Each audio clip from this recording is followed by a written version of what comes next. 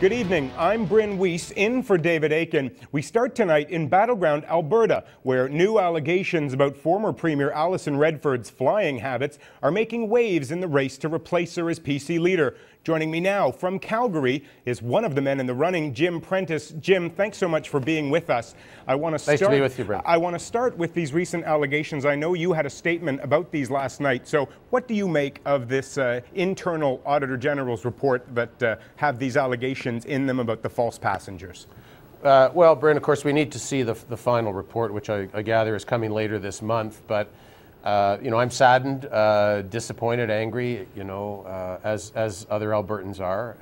I've not been part of this government. I wasn't present. I can't explain the inexplicable in terms of what was going on. So my reaction really is the actual reaction of a regular Alberta taxpayer who's upset and angry about this. There are calls, not just from the opposition, but also from within the PC party, that the RCMP should be called in to investigate. Where do you fall on that question? Do you think the police should look into this once the report comes out publicly, and if it does in fact show what the leak suggests? Well, if the final report is the same as this evidently draft leaked report, and there was an alteration of documents, and if there was an alteration specifically of flight manifest, then that's a criminal offense. And the authorities, including the RCMP, will be brought in, and they will get to the bottom of it, and anybody that was involved in it should be charged and prosecuted. Zero tolerance in my books for any of this kind of conduct. I mean, this represents a low point in Alberta politics. What I represent is turning the page on this, putting it behind us and moving forward.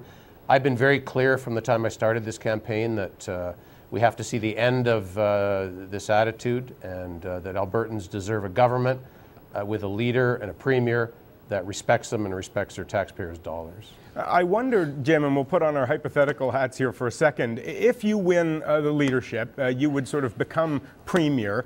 Are you worried that some of this baggage from the former premier might follow you into the premier's office? Does this make the next premier's job that much more difficult? And by next premier, we'll assume for a second that it's yourself? Well, Brent, I mean, I'm not going to try to convince you that any of this is helpful to anybody in politics in Alberta. It's not. It's, as I say, it represents a low point, I think, of what Albertans expect from their government and from their leaders. Having said that, it's been very clear as I travel across the province that people want a new leader.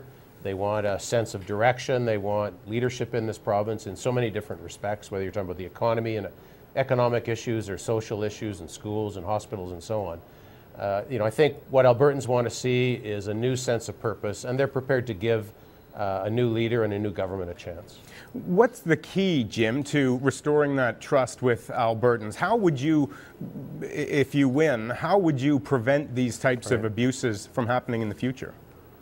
Well, trust is a personal thing, Brent. I mean, trust is something that exists between the voters and an individual. And so it's going to take the right person to step forward, somebody that can instill a sense of confidence in Albertans regarding their integrity, regarding their ethics. I encourage people to look at my record from the time that I was a federal cabinet minister. There wasn't a controversy about 10 cents of public expenditures in the time that I was there. I didn't even carry a government credit card because I refused to have one. And so this is about the tone from the top. It's about the right person stepping in, respecting taxpayers and respecting their money. And if we do that, I believe that Albertans will be supportive of that person. The opposition is obviously using this scandal trying to their advantage. They're trying to anyway, and they're saying that the rot runs deep, and that it's not just with the former premier, but that other cabinet ministers would have known what was happening and either turned a blind eye to it or were incompetent in their posts. That's what the opposition is saying. Right. What do you think about that, Jim? Are there more people who should have stopped this, who should have known what was going on? Well, we'll let the opposition do what they're doing. I mean, they're good at critiquing. They're not good at governing. But from my perspective, we need to get the facts out. We need to see the full report from the Auditor General. I'm going to assume that it's consistent with what we've seen so far. But I assume that in that report he will identify people. And I'm very clear on this. And my entire time in public life I've been clear on this. Zero tolerance for people that break the law, zero tolerance for people who take on these kinds of ethical breaches. And so we'll get to the bottom of it once we know what the facts are. If the RCMP need to be brought in, we will bring them in immediately, and we'll get to the bottom of it. And anyone that's been guilty of any sort of conduct that is illegal conduct will be have the full weight of the law enforced against them. Okay, thanks very much. Jim Prentice, PC leadership candidate, joining us from Calgary. Thank you, Jim.